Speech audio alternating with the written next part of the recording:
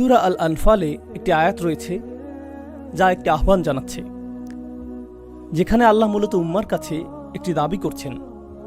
আমি আগেও এই আয়াতটি নিয়ে কথা বলেছি, কিন্তু আয়াতটির অন্তর্নিহিত অনেক রত্ন এখনও অনাবিষ্কৃত রয়ে গিয়েছে। তাই এই খুতবায় আমি কিছু সময় ব্যয় করতে চাই শুধুমাত্র এই আয়াতটির কিছু বিষয় নিয়ে আলোচনা করার জন্য। প্রথমে আয়াতটির সরল অনুবাদ করার মাধ্যমে শুরু করছি। ওয়াআইদ্দু লাহুম মাসতাতা'তু মিন কুওয়াতিন। আয়াতটি নাজিল হয় মুসলিমদের বদর যুদ্ধে বিজয় লাভের পর। আমার ধারণা সকলেই বদরের যুদ্ধ সম্পর্কে জানেন।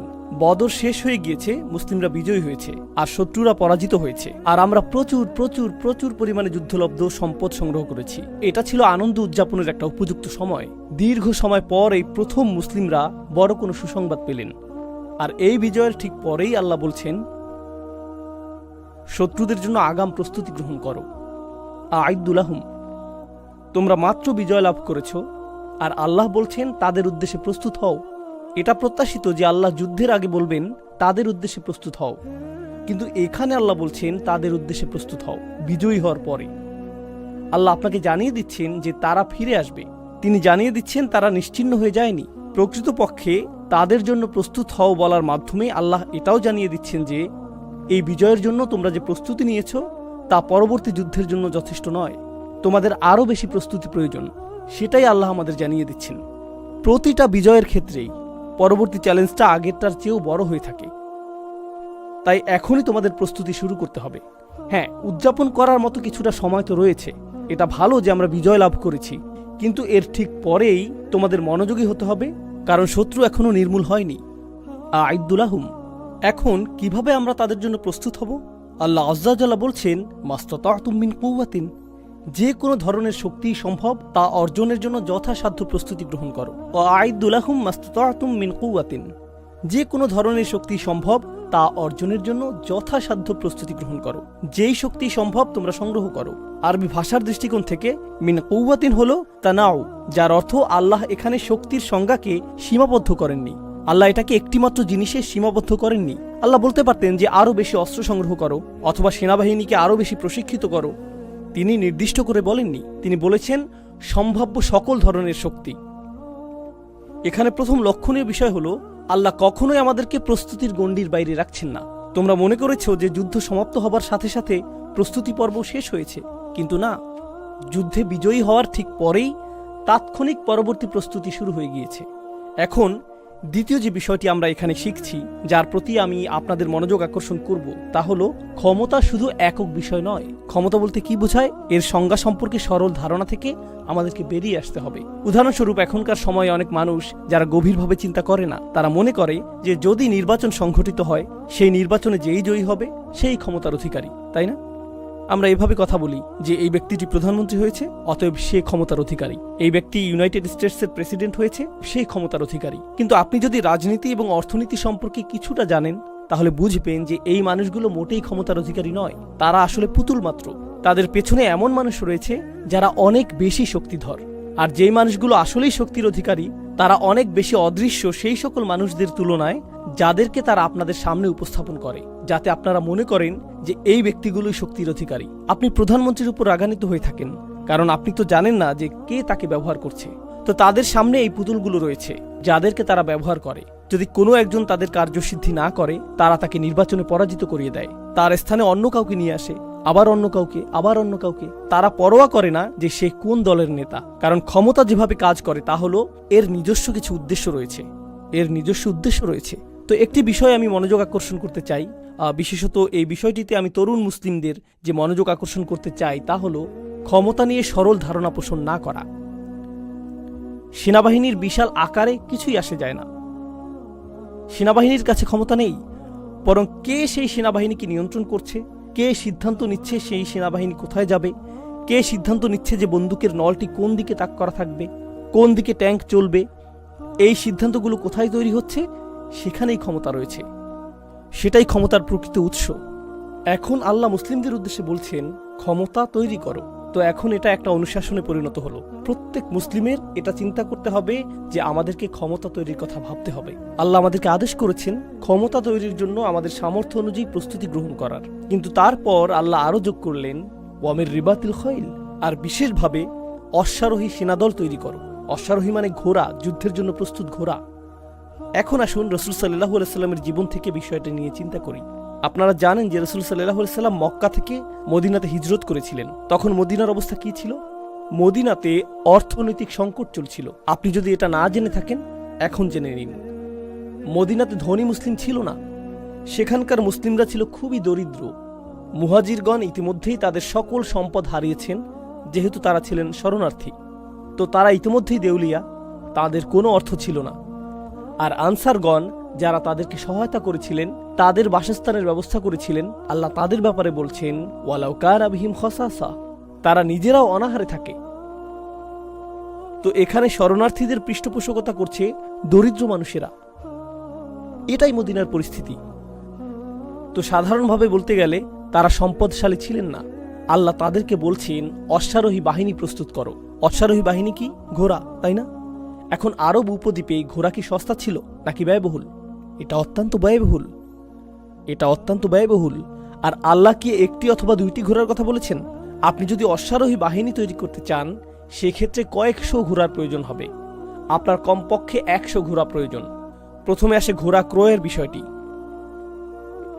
আপনি যদি এমন ঘোড়া চান যে যুদ্ধক্ষেত্রে কাজে আসবে, সেক্ষেত্রে আপনার ভালো জাতের ঘোড়া প্রয়োজন। আপনার এমন ঘোড়া প্রয়োজন নেই যে গাধার মতো, বরং আপনার তরতাজা ঘোড়া প্রয়োজন। আপনার BMW ঘোড়া প্রয়োজন। আর ঘোড়াটি যত শক্তিশালী, গতিময়, যত উন্নত জাতের হবে, সেটি ততটাই ব্যয়বহুল হবে। এর মানে আপনার অর্থ প্রয়োজন। এই ঘোড়াগুলো কোথা থেকে পাবেন? আর শুধুমাত্র ঘোড়া থাকলেই তো হবে না, ঘোড়াগুলো থাকার ব্যবস্থাও করতে হবে। তো আপনাকে আস্তাবল নির্মাণ করতে হবে। শুধু তাই না, ঘোড়াগুলোকে খাওয়ানোর জন্য আপনাকে কৃষিকাজের মাধ্যমে খড় উৎপন্ন করতে হবে। আর ঘোড়াগুলোর বর্জ্য পরিষ্কার করার জন্য আপনাকে পরিপূর্ণ একটা ব্যবস্থা তৈরি করতে হবে। আর আপনাকে সম্পূর্ণ একটা মানব সম্পদ বিভাগ তৈরি করতে হবে, যাদের একমাত্র কাজ হবে ঘোড়াগুলোকে পরিষ্কার করা, প্রশিক্ষণ দান করা এবং তত্ত্বাবধান করা। এরপর ঘোড়ার পায়ে এক ধরনের জুতা পরাতে হয়। এই কাজে নিয়োজিত একটা সম্পূর্ণ শিল্প কারখানা নির্মাণ করতে হবে, যেখানে এই জুতা নির্মাণের জন্য বিশেষজ্ঞ কারিগর প্রয়োজন হবে। এই জুতাগুলো নির্মাণের জন্য আপনার ধাতব পদার্থের প্রয়োজন হবে, যন্ত্রপাতি প্রয়োজন হবে। আপনাকে সম্পূর্ণ একটা শিল্প কারখানা সৃষ্টি করতে হবে, যেখানে ঘোড়ার জুতা তৈরি হবে। এটা ছাড়াও ঘোড়ার উপরে বসার জন্য আপনার চামড়ার আসন প্রয়োজন। সেটা কে তৈরি করবে?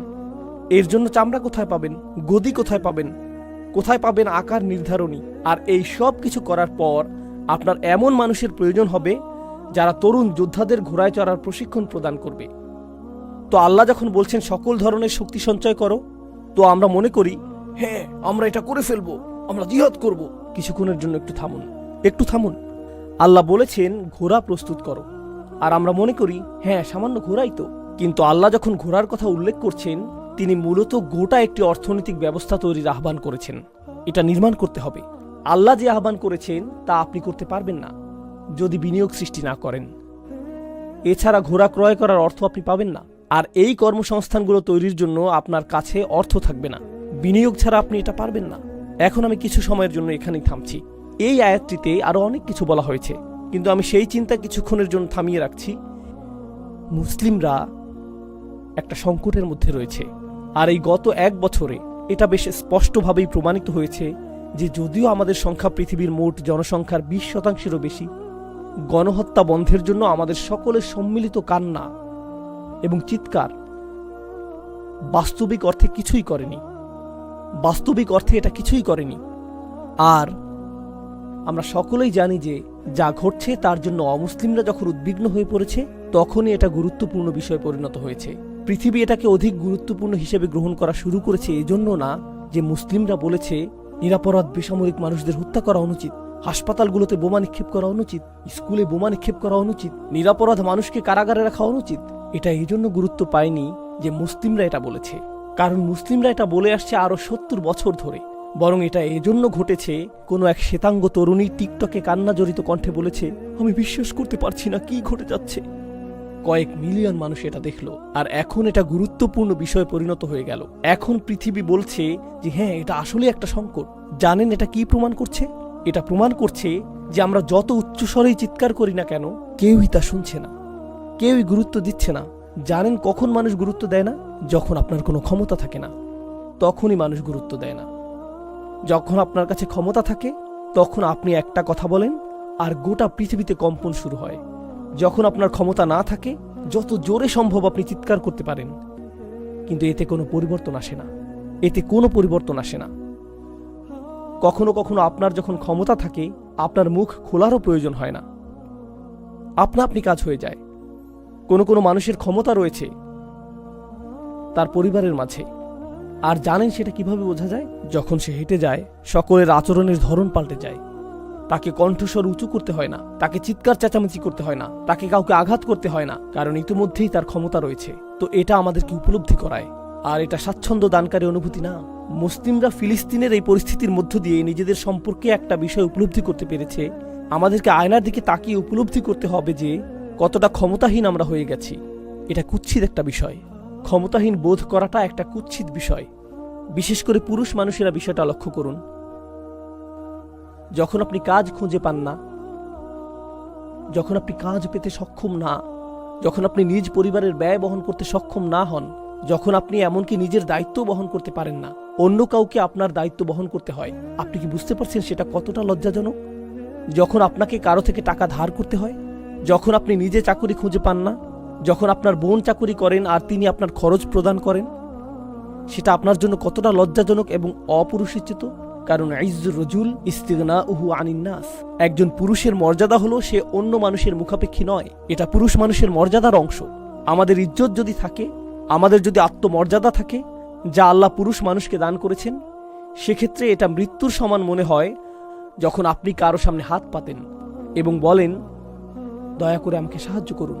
এটা মৃত্যুর মতো মনে হয়।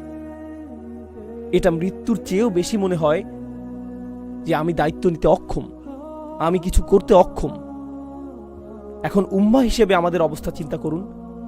যদিও ব্যক্তিগতভাবে আল্লাহ আমাদেরকে হালাল জীবিকা প্রদান করুন এবং সর্বদা আমাদের পরিবারের দায়িত্ব বহন করার এবং মর্যাদাপূর্ণ জীবনযাপন করার সক্ষমতা প্রদান করুন এবং আমাদের সকলকে রক্ষা করুন এমন অবস্থায় পতিত হওয়া থেকে যখন আমাদেরকে অন্য কারো কাছে ভিক্ষা চাইতে হবে। আমরা আল্লাহর কাছে তা থেকে সুরক্ষা প্রার্থনা করি। কিন্তু উম্মাহ হিসেবে আমাদের অবস্থা লক্ষ্য করুন, ব্যক্তিগতভাবে না। রাসূল সাল্লাল্লাহু আলাইহি সাল্লাম এই গোটা উম্মাহকে একটি দেহের সাথে তুলনা করেছেন, তাই না? তিনি বলেছেন এটা এক অভিন্ন দেহের মতো। আমরা যদি একটি দেহ হই, আমরা কি সর্বদা ভিক্ষা করছি না? আমরা কি সর্বদা অন্য মানুষের কাছে ভিক্ষা চাইছি না? আমরা কি সর্বদা তাদের দূতাবাসগুলোর সামনে এবং তাদের সরকারি আমলাদের সামনে দাঁড়িয়ে বলছি না যে দয়া করে থামুন, আমরা আপনাদের কাছে সাহায্য চাই, দয়া করে আমাদের কথা শুনুন? এটাই কি আমাদের অবস্থা না? আর এটা বিশেষভাবে তরুণদেরকে খুবই ক্ষুব্ধ করে তোলে। আল্লাহ আমাদেরকে অত্যন্ত শক্তিশালী একটি আয়াত দান করেছেন, ক্ষমতা তৈরি করো, ক্ষমতা তৈরি করো, এটা তোমাদের প্রয়োজন হবে। আর আল্লাহ আমাদের বলছেন যে কিভাবে ক্ষমতা তৈরি করতে হবে। আমাদেরকে শিল্প কারখানা তৈরি করতে হবে। সমস্যা হলো বিশেষত তরুণরা যারা এখন শুনছেন, আধুনিক বিশ্বে বেশিরভাগ তরুণদের ক্ষেত্রে কি ঘটে? আপনি যখন বেড়ে উঠতে থাকেন, আপনাকে বলা হয় তোমাকে স্কুলে যেতে হবে এবং স্কুলে ভালো ফলাফল করতে হবে, এরপর একটা চাকুরি পেতে হবে, আর যখনই তুমি চাকুরি পাবে তখন তোমার পরিবারের দায়িত্ব নিতে হবে, আর যখন তুমি এই পরিমাণ টাকা উপার্জন করবে তখন বিয়ে করতে পারবে, যখন তুমি বিয়ে করবে এরপর একটা ফ্ল্যাট কেনার চেষ্টা করবে, একটা ফ্ল্যাট হওয়ার পর এখন তোমাকে বাড়ির মালিক হতে হবে, এরপর একটা গাড়ি কিনতে হবে, এরপর সন্তান হবে, আর এর সাথে আসবে সন্তানের খরচ। তো আপনি জীবনের বেশিরভাগ অংশই এই চিন্তায় ব্যয় করছেন যে পরবর্তী চেকটি কোথা থেকে আসবে, অর্থ কোথা থেকে আসবে। এর মাঝখানে সুযোগ পেলে উম্মার সমস্যাগুলো নিয়ে সামাজিক মাধ্যমে পোস্ট করতে হবে। কিন্তু বাস্তবিকভাবে বলতে গেলে, যেহেতু আপনি আপনার ব্যক্তিগত জীবন নিয়ে এতটাই আচ্ছন্ন, তাই আপনি বড় কোনো চিন্তা করতে পারেননি। ফলে আপনার আসলে কোনো ক্ষমতাই অর্জিত হয়নি, অথবা আপনি ক্ষমতাহীন। এখন অন্য ক্ষেত্রগুলোতে কি ঘটে? এটা এমন এক বাস্তবতা, আমি চাই আপনারা এটা উপলব্ধি করুন। আল্লাহ পৃথিবী পরিচালনার জন্য একটা নিয়ম তৈরি করে দিয়েছেন, আর সেই নিয়ম সর্বদাই বিদ্যমান থাকবে। এমনকি রাসূল সাল্লাল্লাহু আলাইহি সাল্লামের সময়েও এই নিয়ম বর্তমান ছিল। তো উদাহরণস্বরূপ হিজরতের সময়ের কথা, যা কিনা রাসূল সাল্লাল্লাহু আলাইহি সাল্লামের সিরাতের বিস্ময়কর ঘটনাগুলোর একটি। হিজরতের সময় আল্লাহ আবু বকর রাদিয়াল্লাহু তাআলা আনহুর সহায়তার ব্যবস্থা করেছিলেন। আর আবু বকর রাদিয়াল্লাহু তাআলা আনহু হিজরতকে সফল করতে সক্ষম হয়েছিলেন কারণ তিনি উট ক্রয়ের জন্য অর্থ ব্যয় করেছিলেন, তিনি পথ প্রদর্শকের জন্য অর্থ ব্যয় করেছিলেন, তিনি ভ্রমণের জন্য ব্যয় করেছিলেন, তিনি ছিলেন সফল ব্যবসায়ী। আর হিজরতের সেই যাত্রাটিকে সহায়তা করার জন্য তিনি সেই সম্পদকে ব্যবহার করতে সক্ষম হয়েছিলেন। আবার রাসূল সাল্লাল্লাহু আলাইহি সাল্লাম উপার্জনের উদ্দেশ্যে কাজ করা বন্ধ করে দিয়েছিলেন, তিনি নিজে উপার্জন করা বন্ধ করে দিয়েছিলেন। তিনি দিন রাত রাসূল হিসাবে দায়িত্ব পালন করেছিলেন। রাসূল হিসেবে কিভাবে আপনি দায়িত্ব পালন করতে পারবেন যখন আপনার কোনো উপার্জন নেই? খাবার কোথা থেকে আসবে? আর এটা সম্ভব হয়েছিল কারণ খাদিজা রাদিয়াল্লাহু তাআলা আনহার গোটা একটা ব্যবসা প্রতিষ্ঠান ছিল, যা রাসূল সাল্লাল্লাহু আলাইহি ওয়াসাল্লামের কার্যক্রমের অর্থায়ন করে যাচ্ছিল। এরপর তিনি তার দায়িত্ব পালনে সক্ষম হয়েছিলেন। এমনকি পৃথিবীর ইতিহাসের সবচেয়ে মহৎ মিশনটি অর্থাৎ রাসূল সাল্লাল্লাহু আলাইহি ওয়াসাল্লামের সিরাতের পেছনেও ব্যবসায়িক সহায়তা জড়িত ছিল, তাই না? তেমনটাই কি ঘটেনি? আর এখন কি ঘটে জানেন? এখন কি ঘটে? যখন আমরা বলি যে মুসলিমদেরকে শক্তিশালী ব্যবসায়িক সম্পর্ক তৈরি করতে হবে, মুসলিমদেরকে শক্তিশালী অর্থনীতি গড়ে তুলতে হবে, আস্তাগফিরুল্লাহ ভাই, অর্থনীতি তো দুনিয়া, আমাদেরকে আখিরাত নিয়ে চিন্তিত হওয়া উচিত। তো আল্লাহ যখন বলছেন যে অশ্বারোহী বাহিনী প্রস্তুত করো, আর এই কারণে কোনো ব্যক্তি কিছুটা অর্থ সংগ্রহ করেছে ঘোড়া কেনার জন্য, তখন আমরা বলছি আস্তাগফিরুল্লাহ ভাই, কেন আপনি অর্থ সংগ্রহ করেছেন? দুনিয়া নিয়ে চিন্তা করবেন না। তখন তার মুখে একটা চপটাঘাত দিয়ে আপনার বলা উচিত যে যান কোরআন পাঠ করুন গিয়ে। আল্লাহ আমাদেরকে ক্ষমতা সৃষ্টি করতে বলছেন, আর আপনি ক্ষমতা সৃষ্টি করতে পারবেন না কি সৃষ্টি ছাড়া? সম্পদ। আপনাকে সম্পদ সৃষ্টি করতে হবে। আজকের এই উপস্থিতির মধ্যে কিছু মানুষ রয়েছেন ব্যবসায়ী, আর আলহামদুলিল্লাহ আল্লাহ তাদেরকে সফলতা দান করেছেন। হয়তো আপনি একটি রেস্তোরাঁর মালিক, হয়তো আপনি মুদি দোকানের মালিক, হয়তো আপনি পেট্রোল পাম্পের মালিক, আমি জানি না আপনারা কিসের মালিক, হয়তো আপনারা হাউজিং ব্যবসা করছেন। আল্লাহ আপনার ব্যবসায় সফলতা প্রদান করেছেন। আর আল্লাহ যদি ব্যবসায় আপনাদের সফলতা দিয়ে থাকেন, জানেন আপনার প্রতি আমার উপদেশ কি? তা হলো আমাদেরকে অর্থনৈতিক সুসম্পর্ক গড়ে তুলতে হবে, আমাদেরকে ক্ষমতা তৈরি করতে হবে, মুসলিমদের মধ্যেই অর্থ আবর্তিত হতে হবে। যদি আপনার একটি ব্যবসা থাকে আর আপনার গাড়ি মেরামত করার প্রয়োজন হয়, তাহলে গাড়িটি কাছের মুসলিম ব্যবসায়ীদের কাছ থেকে মেরামত করুন। আবার যখন তিনি যন্ত্রাংশ ক্রয় করবেন, তার সেটা মুসলিমদের কাছ থেকে ক্রয় করা উচিত। এভাবে একে অপরকে সহায়তা করতে হবে। আর যখন মুসলিম ব্যবসাগুলো সাফল্য লাভ করতে থাকবে, তখন তারা বেশি বেশি মুসলিমদেরকে নিয়োগ দিতে শুরু করবে, আর ধীরে ধীরে তারা এই অর্থনীতি গড়ে তুলবে। এখন অধিক সংখ্যক মানুষ যখন অধিক পরিমাণ অর্থনৈতিক শক্তি অর্জন করবে, তখন স্থানীয় প্রতিষ্ঠানগুলো আরও শক্তিশালী হতে থাকবে। এটা সর্বশেষ ভাবনা যা আমি আপনাদের সাথে শেয়ার করব, যেহেতু হাতে খুব একটা সময় বাকি নেই। আমরা অভিযোগ করি যে উদাহরণস্বরূপ ইসরায়েলি লবি আমেরিকান রাজনীতিবিদদের পিছনে শত শত মিলিয়ন ডলার খরচ করে তাদের সিদ্ধান্তকে প্রভাবিত করার জন্য। আমরা কখনো এই প্রশ্ন করি না যে কোথা থেকে তারা এই শত শত মিলিয়ন ডলার পেল। আমরা কখনো এই প্রশ্ন করি না যে আমাদের কাছে যদি এই শত শত মিলিয়ন ডলার থাকতো, আমরা কি তা এভাবে ব্যয় করতাম রাজনীতিকে প্রভাবিত করার জন্য, নাকি তা প্রমোদ ভ্রমণের পিছনে ব্যয় করতাম? আমাদের মানসিকতাটা কি? আমরা ক্ষমতা সৃষ্টির প্রেক্ষিতে চিন্তা করি না, আমরা ক্ষমতার জন্য বিনিয়োগ করি না। আমরা বিনিয়োগ করি হয়তো আমাদের নিজেদের জন্য, অথবা যখন কোনো সংকটের কারণে অনুশোচনা বোধ করি, তখন সেই সংকটে সাহায্যের উদ্দেশ্যে ব্যয় করি। কিন্তু যেই সকল মানুষ ক্ষমতা সম্পর্কে বোঝে, জানেন তারা কোথায় বিনিয়োগ করে? তারা বিনিয়োগ করে গণমাধ্যমে, তারা বিনিয়োগ করে শিক্ষা খাতে, তারা বিনিয়োগ করে ব্যবসায়, তারা এই ক্ষেত্রগুলোতে বিনিয়োগ করে। আর যখন তারা এই ক্ষেত্রগুলোতে বিনিয়োগ করে, তখন তারা এমনকি রাজনীতিকেও নিয়ন্ত্রণ করতে শুরু করে। গণমাধ্যমকে যেই নিয়ন্ত্রণ করবে, রাজনীতিতে তার বড় একটা প্রভাব থাকবে। ব্যবসা বাণিজ্যকে যে নিয়ন্ত্রণ করবে, তার একটা বড় প্রভাব থাকবে। শিক্ষা খাতকে যে নিয়ন্ত্রণ করবে, রাজনীতিতে তার একটা বড় প্রভাব থাকবে। মুসলিমরা যদি ক্ষমতা তৈরি করতে হয়, তাহলে আমাদেরকে বুঝতে হবে যে সেই ক্ষমতার পেছনে কি রয়েছে, আর এরপর আমাদের সেই ক্ষমতা তৈরি করা শুরু করতে হবে। আল্লাহ বলেছেন, আ'ইদ্দুলাহুম মাস্তাতা'তুম মিন কুওয়াতিন ওয়া মির রিবাতিল খাইল। আর মুসলিমরা যখন এই ধরনের ক্ষমতা তৈরি শুরু করবে, আমরা জানি তখন কি ঘটবে। আল্লাহ বলছেন, তুরহিবুনা বিহি আদুওয়াল্লাহ। এমনকি তোমাদের এই ক্ষমতা তৈরিকালীন সময়েও আল্লাহর শত্রুরা ভীত সন্ত্রস্ত হয়ে পড়বে। আপনারা জানেন, উপনিবেশকারী শক্তি ব্রিটিশ এবং ফ্রেঞ্চ যখন মুসলিম বিশ্বকে উপনিবেশে পরিণত করেছিল, তারা বুঝতে পেরেছিল যে মুসলিমরা কত শক্তিশালী, তারা সেটা বুঝতে পেরেছিল। তো এমনকি তারা প্রস্থান করার আগেও কিছু অপকর্ম করে গেছে। তারা প্রস্থান করেও সেখানে থেকে গিয়েছিল, আপনারা তা জানেন তাই না? তারা আলজেরিয়া থেকে প্রস্থান করেছিল কিন্তু ছেড়ে যায়নি। তারা সেনেগাল থেকে প্রস্থান করেছিল, পাকিস্তান থেকে প্রস্থান করেছিল, বাংলাদেশ থেকে প্রস্থান করেছিল, কিন্তু ছেড়ে যায়নি। তারা কি রেখে গিয়েছিল? তারা এমন সব পদ্ধতি রেখে গিয়েছিল যার ফলে মুসলিমরা কখনোই অর্থনৈতিকভাবে স্বাবলম্বী হতে পারবে না। তাদেরকে সবসময় ঋণের উপর থাকতে হবে, তাদেরকে সবসময় এভাবে হাত পেতে থাকতে হবে। তো যদিও আমরা প্রস্থান করছি, আমরা তাদেরকে ভিক্ষুক হিসেবে রেখে যাচ্ছি। তারা তাদের গোটা পদ্ধতিকে নির্মাণ করেছে, তাদের গোটা সম্পত্তি এবং সাম্রাজ্যকে নির্মাণ করেছে মুসলিমদের শ্রম এবং ঘামের বিনিময়ে, কিন্তু মুসলিমদেরকে তারা ভিক্ষাবৃত্তি এবং ছিন্ন ভিন্ন অবস্থায় রেখে গেছে। এটাই তাদের পরিকল্পনা। কৌশলটি সামরিক নয়, কৌশলটি আসলে অর্থনৈতিক। দক্ষিণ এশিয়ার মুসলিমরা ব্রিটিশদের দ্বারা বিজিত হয়েছিল, আমরা সেটা জানি। আপনারা ইংল্যান্ডে বসবাস করেন, আপনারা জানেন যে এই দেশটি কত ছোট, তাই না? আপনারা কি নিজে নিজে কখনো চিন্তা করেছেন যে এই ছোট জাতিটা কিভাবে এটা করলো? আর দক্ষিণ এশিয়াতে আমাদের জনসংখ্যা অনেক। কিভাবে এই অল্প কিছু মানুষ সেই গোটা একটা মহাদেশকে উপনিবেশে পরিণত করলো? কিভাবে তারা এটা করলো? কিছুটা ইতিহাস অধ্যয়ন করুন, আর আপনি নিজেই বুঝতে পারবেন যে তারা তাদের ব্যবসায়িক পদক্ষেপগুলোতে কৌশলী ছিল। তারা ব্যবসায়ের মাধ্যমে ক্ষমতা তৈরি করেছিল। তারা আসলে সেটাই তৈরি করেছিল। তারা এই বিষয়গুলো খুব ভালোভাবে বুঝে। এখনকার সময়ে পৃথিবীর সবচেয়ে বেশি যুদ্ধ এবং সংকটের মূলে রয়েছে অর্থনীতি। এর মূলে রয়েছে কোনো এক পক্ষের ব্যবসায়িক স্বার্থ। এই সব কিছুর মূলে এটাই। যখন মুসলিমরা এটা বুঝতে পারবে, এমনকি স্থানীয় পর্যায়েও, তখন মসজিদের ভূমিকা কি হবে? অবশ্যই এখানে আমরা দিন শিখব, এখানে আমরা নামাজ পড়ব, আমরা আমাদের সন্তানদেরকে এখানে আনব, এখানে আমাদের সন্তানদেরকে কোরআন শিখাবো।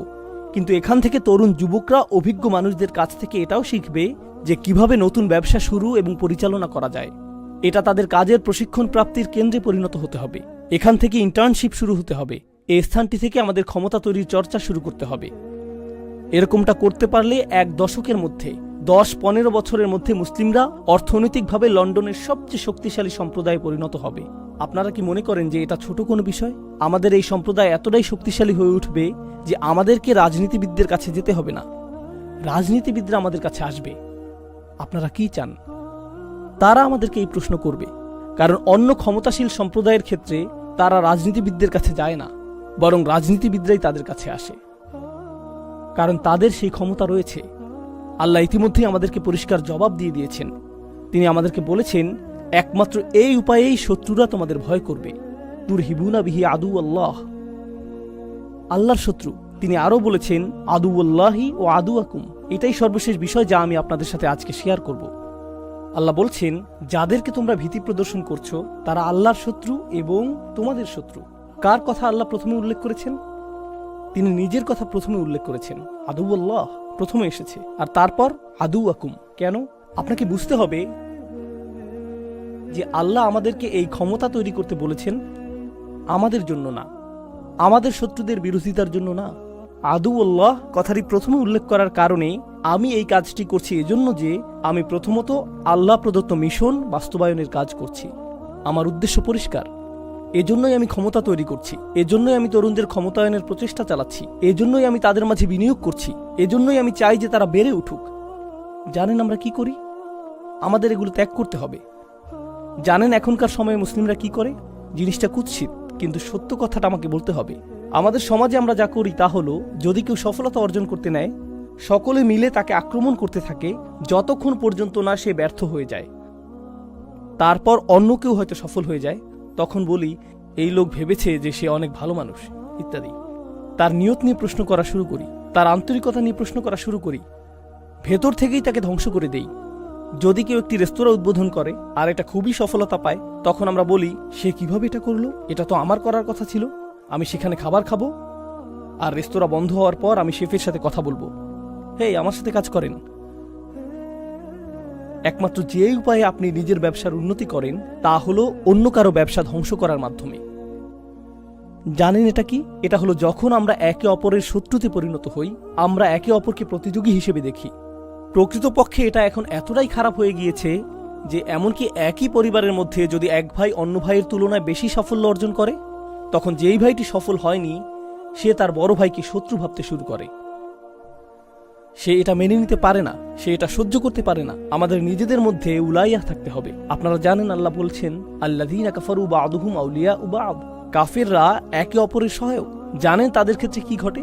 যখন তাদের কেউ ব্যবসা শুরু করে, অন্যরা বলে, হেই তোমার ব্যবসা ভালো চলছে, কিন্তু আমার মনে হয় এতে আরো অনেক উন্নতি করা সম্ভব। আমি একটা রেস্তোরাঁ খুলেছিলাম যেটা ঠিক তোমারটার মতোই ছিল, কিন্তু আমি সফলতা পেয়েছিলাম এভাবে এভাবে। আমি যা করেছি তা থেকে তোমাকে বলছি, ফ্রি উপদেশ দিচ্ছি, আসো এটা করতে হবে, ওটা করতে হবে, আসো তোমাকে এভাবে প্রশিক্ষিত করি এবং এভাবে তৈরি করি।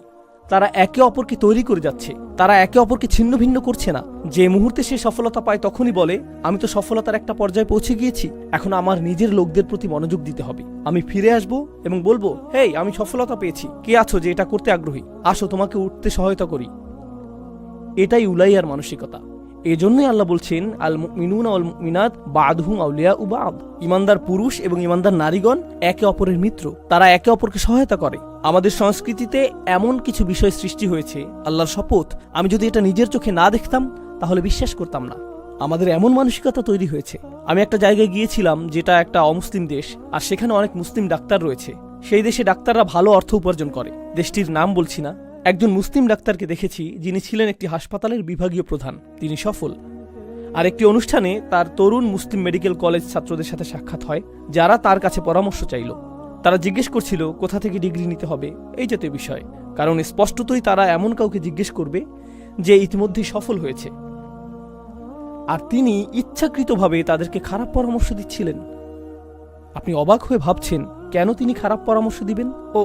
কারণ এই তরুণ প্রজন্মকে আমি যদি ভালো পরামর্শ দেই, আমি ইতিমধ্যেই দেখতে পাচ্ছি যে 20 বছরের এই তরুণ আমার 20 বছর বয়সের তুলনায় 5 গুণ বেশি বুদ্ধিমান। তো সে 5 বছরের ব্যবধানে আমার দ্বিগুণ সফলতা লাভ করবে। যা অর্জন করতে আমার 20 বছর লেগেছে, সে সেটা 3 বছরে করে ফেলবে। আমি এই ধরনের প্রতিযোগিতা চাই না। আমি তাকে খারাপ পরামর্শ দিব যাতে যথাসম্ভব তার অগ্রগতিকে ধীরগতি করে দিতে পারি। এটা খুবই কমন একটা মুসলিম মানসিকতা। আর যতক্ষণ পর্যন্ত আমাদের এই মানসিকতা থাকবে, সর্বশেষ এই বিষয়টি আমি আপনাদের সাথে শেয়ার করব, যতক্ষণ পর্যন্ত আমাদের এই মানসিকতা থাকবে, আমরা ক্ষমতা অর্জন করতে পারবো না। আমরা এই আয়াতের অনুসরণ করতে পারবো না। ওয়া'আইদ্দু লাহুম মাসতাতা'তুম মিন কুওয়াতিন। আমাদের শত্রুরা সবচেয়ে শক্তিশালী যে আঘাতটা করে তা সম্ভবত বোমা নিক্ষেপ নয়। আমাদের শত্রুদের সবচেয়ে শক্তিশালী আক্রমণ মিডিয়া নয়। আমাদের শত্রুদের সবচেয়ে শক্তিশালী আক্রমণটা হলো তারা আমাদেরকে পরস্পরের মিত্র হওয়া থেকে বিরত রাখে। কারণ তারা জানে যে মুসলিমরা একবার একে অপরের মিত্র হয়ে গেলে এটুকুই যথেষ্ট। এটাই আনতুমুল আ'লাউন। তখন আমরাই শীর্ষে থাকব। তখন কোনো কিছুই আমাদেরকে থামাতে পারবে না। আমাদের মৈত্রী ছাড়া অন্য কিছু তাদেরকে এতটা ভীত সন্ত্রস্ত করে না। তাই তারা মুসলিমদের ভিতরে যত বেশি সম্ভব বিভাজন, যত বেশি সম্ভব সন্দেহ, যত বেশি সম্ভব প্রতিযোগিতা, যতটা সম্ভব ঘৃণা সৃষ্টি করে, এর জন্য তারা যথাসাধ্য চেষ্টা করে। তাই আমরা পাশের মসজিদটিকে প্রতিযোগী হিসেবে দেখি না। আমরা অন্য শায়েখকে প্রতিযোগী হিসেবে দেখি না। এই শায়েখ বনাম সেই শায়েখ। এটা রেসলিং খেলার জায়গা না ভাই। এটা রেসলিং না। আর যতদিন পর্যন্ত আমরা বারবার এই ফাঁদে আটকা পড়তে থাকবো, আমরা কাঁদতেই থাকবো। আর আমাদের এই কান্না কেউই শুনবে না। কারণ আমরা কখনোই ক্ষমতা তৈরি করিনি।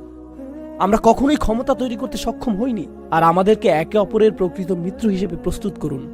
এখন থেকে যখন আপনি জুমার নামাজ পড়তে আসবেন, আপনি তো প্রতি সপ্তাহেই আসবেন। এটা আল্লাহর পক্ষ থেকে আমন্ত্রণ। কেউ আপনাকে ইমেইল পাঠাবে না, আপনি নিজেই আসবেন। প্রতি সপ্তাহে যখন আপনি আসবেন, এমন কারোর সাথে পরিচিত হবেন যাকে আপনি আগে থেকে চিনতেন না। সে কি করে তা জানার চেষ্টা করুন। বিশেষত বয়স্করা নিজ উদ্যোগেই তরুণদের সাথে পরিচিত হবেন। নতুন কারোর সাথে পরিচিত হবেন, জানার চেষ্টা করবেন তার কি সাহায্য প্রয়োজন। এমনকি যদি আপনারা পরস্পরকে 1% সাহায্যও করতে পারেন, কখনো সাহায্য হতে পারে শুধু পরামর্শ, কখনো সাহায্য হতে পারে আপনি কাউকে অন্য কারোর সাথে যোগাযোগ করিয়ে দিলেন, সামান্য একটি প্রচেষ্টা। আপনারা কল্পনা করতে পারবেন না যে 1 বছরের ভিতরে এই সমাজটি কতটা শক্তিশালী সমাজে পরিণত হবে। কল্পনা করতে পারেন 1 বছরের মধ্যে আপনি যখন রাস্তায় হাঁটবেন, প্রত্যেককেই আপনি চিনবেন। এটা কি অসম্ভব? এটা মোটেও অসম্ভব না। কিন্তু আমরা উলাইয়া নিয়ে চিন্তা করছি না, সেজন্য এটা ঘটছে না। আসসালামু আলাইকুম বলে যত দ্রুত জুতা নিয়ে বাইরে চলে যাব, এরকম হলে চলবে না। এর পরিবর্তে প্রত্যেক সপ্তাহকেই মৈত্রী তৈরির, সম্পর্ক তৈরির, নেটওয়ার্ক তৈরির সুযোগ হিসেবে গ্রহণ করুন। এখানকার ক্যারিয়ারে সফল প্রত্যেক ব্যক্তি জানে যে আপনার ক্যারিয়ার, আপনার ব্যবসার সফলতার মূলে রয়েছে নেটওয়ার্ক, তাই না? কয়েকশো নেটওয়ার্ক, কখনো কয়েক হাজার নেটওয়ার্ক প্রতি সপ্তাহে চোখের সামনে থাকে। এটা একটা মুসলিম সমাবেশ যা প্রতি সপ্তাহে আল্লাহ আপনার জন্য আয়োজন করেছেন, যাতে মুসলিমরা পৃথিবীর বুকে সবচেয়ে শক্তিশালী জাতিতে পরিণত হতে পারে। আমরা শুধু এটা ব্যবহার করছি না। আল্লাহ আজ্জা জাল্লা আমাদেরকে তার প্রত্যাশিত উম্মাতে পরিণত করুন এবং এই উম্মাকে বিজয় দান করুন। বারাকাল্লাহু লি ওয়া লাকুম ফিল কুরআনিল হাকিম ওয়া নাফা'নি ওয়া ইয়্যাকুম বিল আয়াতি ওয়া যিকরিল হাকিম।